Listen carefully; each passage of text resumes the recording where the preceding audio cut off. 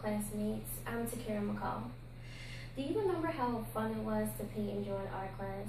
It's amazing how a simple piece of paper can transform into art. Today I'm here to inform you about the Japanese art of paper folding known as origami.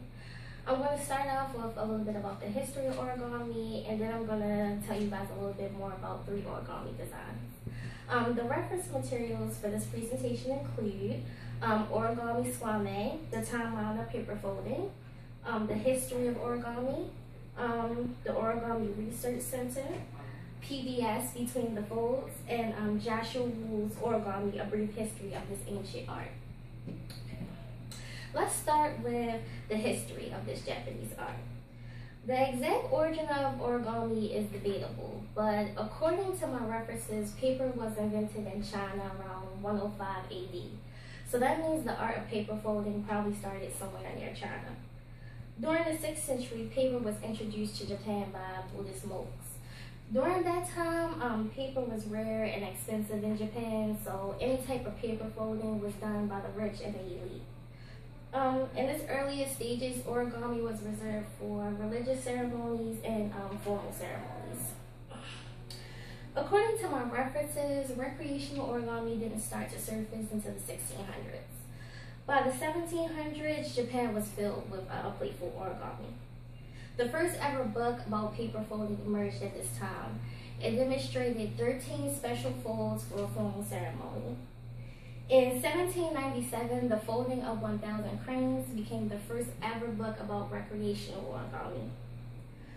The art of paper folding also has history in Europe, but according to my references, evidence supports that Japanese and European paper folding developed completely separate from one another.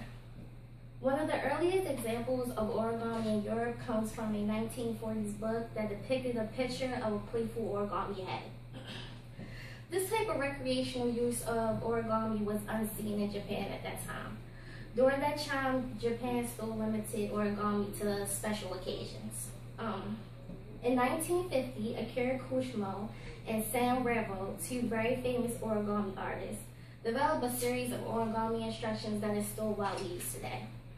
The art of paper folding continued to make its way around the world, mixing with each culture as it went. The West tends to still see paper folding as a child's pastime, while the Japanese still hold this in high respect. Of course, today, the Japanese still use formal and recreational uses of origami. Next, I want to talk to you guys about a very common origami design, and that's the crane. The crane is probably obviously the most recognizable origami design. The real crane is a regal bird that has a long neck and long legs. They're known for their extreme loyalty to their partner. They find one mate and stick with them until they die. To the Japanese, this bird symbolizes loyalty and respect and honor. They believe that if a person folds 1,000 cranes, they will be granted his or her greatest wish. But although the crane is very common, it's actually not very easy to do for a beginner. So now I'm going to demonstrate to you guys how to make 2 origami designs. One of them is the triangle box, and the next one is going to be called the twirling bird. It's actually supposed to twirl. Let's see if I can make it twirl. If you guys want to do it with me, I have 3 pieces. It takes 3 of them, 3 pieces.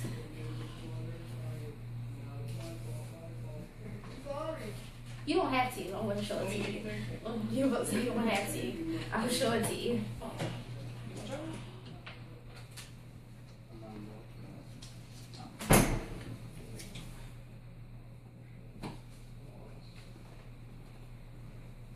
You can give me any extra.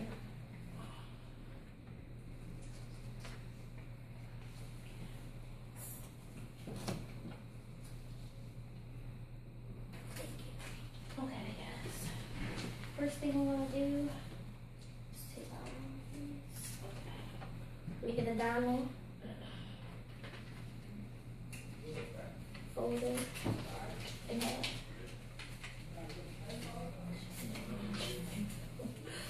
When it's a triangle, bring your 2 little pieces, like to the center.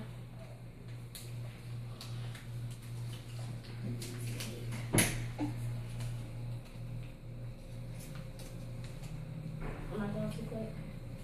Okay. Unfold it once you make the 2 little creases, and then just bring your centerpiece up to make that crease. And do that to the rest of them.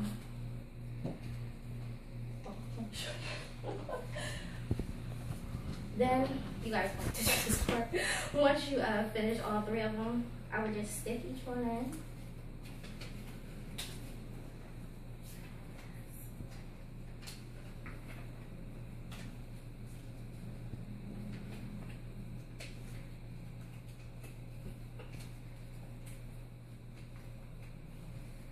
And stick them into each other, kind of like this. This one too. Kind of like a little circle with it. And then put your little piece in.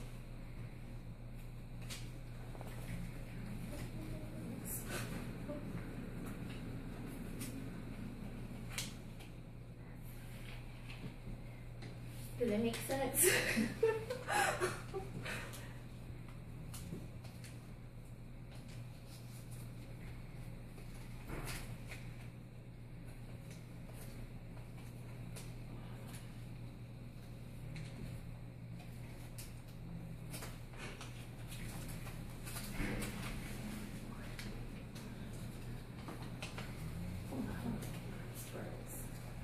The next one, probably I should have did that one first because that was probably the easiest one. You only need 1 piece of paper for that one. And this one is supposed to be a twirling little bird. When you know, like a paper airplane, when you throw it, it's supposed to twirl to the ground. I'm just gonna make this one very quickly so you guys can see how I make it.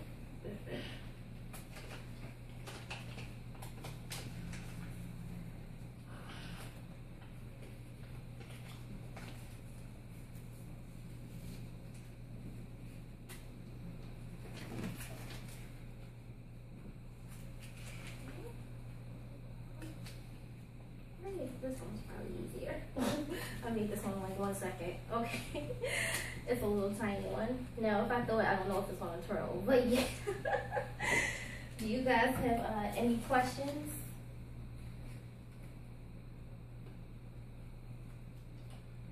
Yeah. What made you pick origami as your topic? I thought it would be interesting to demonstrate and interesting to learn about because it's kind of easy. But if you really think about the history behind it, I thought it would be very interesting.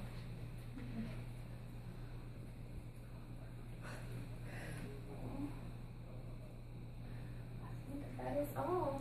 So origami, the art of origami can be fun. It's also very inspired. It has a long history and a long past with it. So thank you, and that concludes my speech.